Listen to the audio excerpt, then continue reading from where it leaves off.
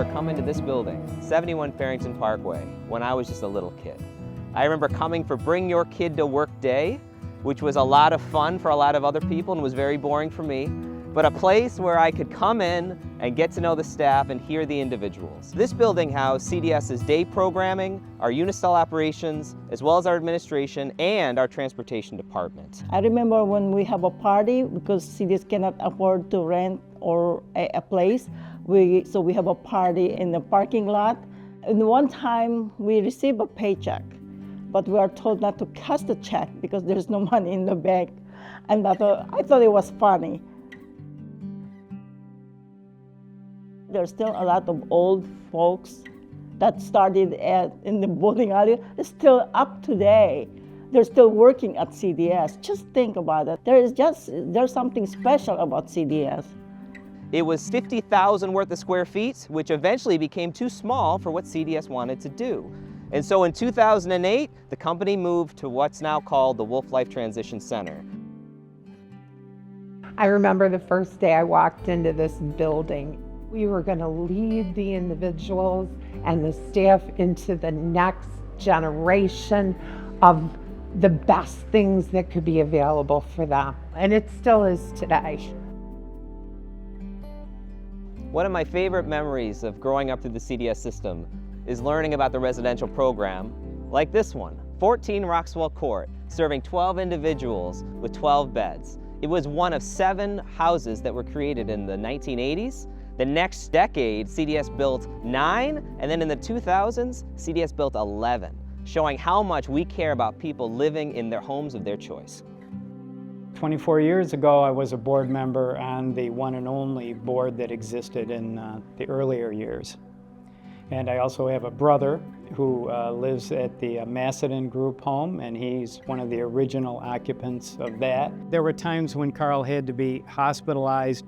People came in on their days off to support him and to support me. And it was just, I mean, I'm almost tearing up just telling you this because it was so amazing. And the discussions and the principles are about everything from how do we continue to be a successful business and grow, and then as an individual, what are we doing to continually support everybody that we serve?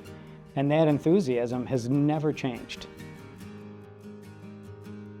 So I'll tell you a really great story about Unistel. This company was formed in 1979 as the employment arm of CDS to help people have jobs. Well, in 1996, CDS bought this building, 650 Blossom Road. And when they did so, the idea was that we would expand our operations with Kodak.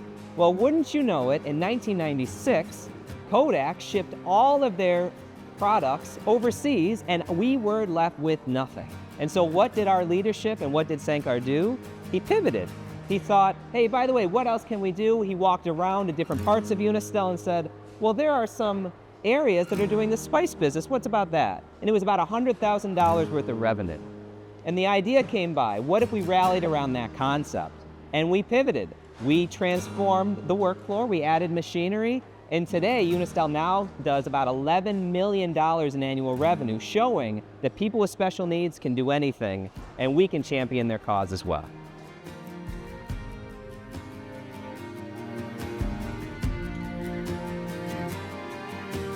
Working at Unistel and CDS for 36 years has just really fulfilled my life. It's something that I never expected to be doing as a career, but I just love it every single day to work with the people here.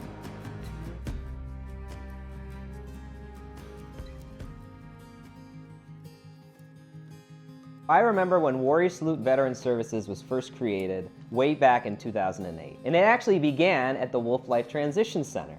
We had a clinical program that we created taking the same staff from CDS Monarch, our PTs, our OTs, our speech language pathologists, and we thought, could we apply it to the veteran population watching the events of Iraq and Afghanistan? And since then, in 2008, 2009, we really figured out that we couldn't have an effect on people's lives until we helped them in their home situation.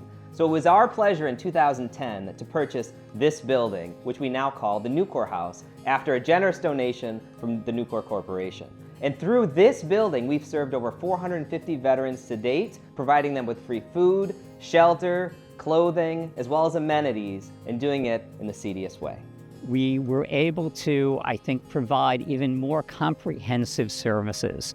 And because we have a lot of experience with care coordination, we made sure that all the services would be coordinated. New Courthouse is the nexus for everything we do for the Warrior Salute program.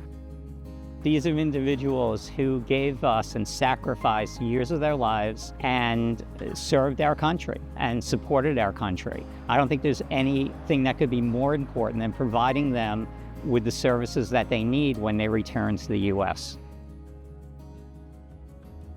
After opening the Wolf Life Transition Center in 2008, CDS began to feel a need to help individuals to live independently. And so we created Community Living.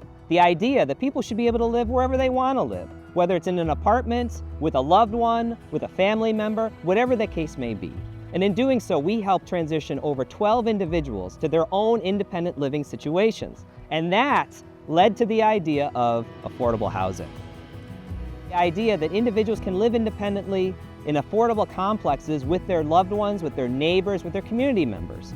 Today, we operate over 600 units of affordable housing in New York State, and coming soon to 2025, affordable housing for people with special needs down in Tampa, Florida. In 2011 and 12, CDS started thinking about and started creating one of our most innovative programs, iCircle. And the story of iCircle is a story of inclusion.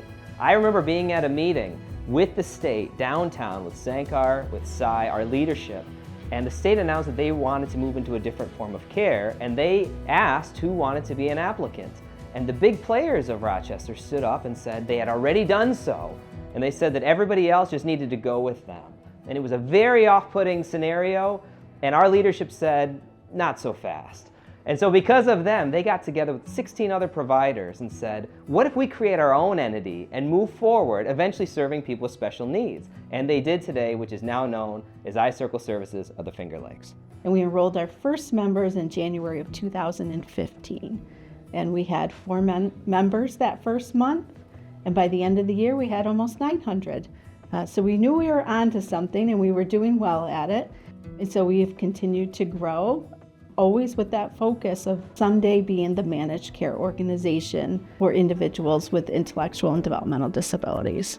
As CDS began to grow in the 2010s, we found that we needed an emphasis on staff development. Our staff were our lifeblood, they're the reason why we're successful. And so we created the Allentoff Institute, branded after one of our founders, Dr. Norm Allentoff, whose son lives here at Thornell Road. Dr. Allentoff was an amazing person. The Allentoff Institute means a lot to me. One of the reasons I've always stayed is the opportunities I've had here through leadership development and my personal growth, and it means a lot to me to be a part of that on the other end now.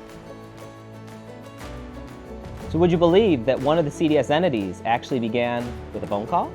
Back in 2016, the Office for People with Developmental Disabilities, OPWDD, called Sankar and said, we want to create care coordination entities, conflict-free case management all across New York State. And we want one in upstate New York.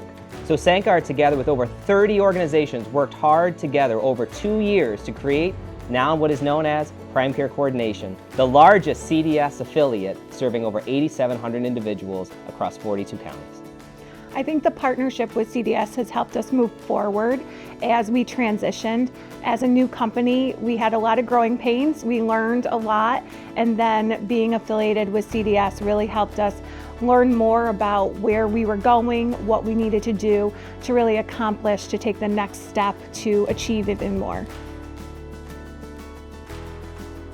When there's a need in the community, CDS is here to address those needs.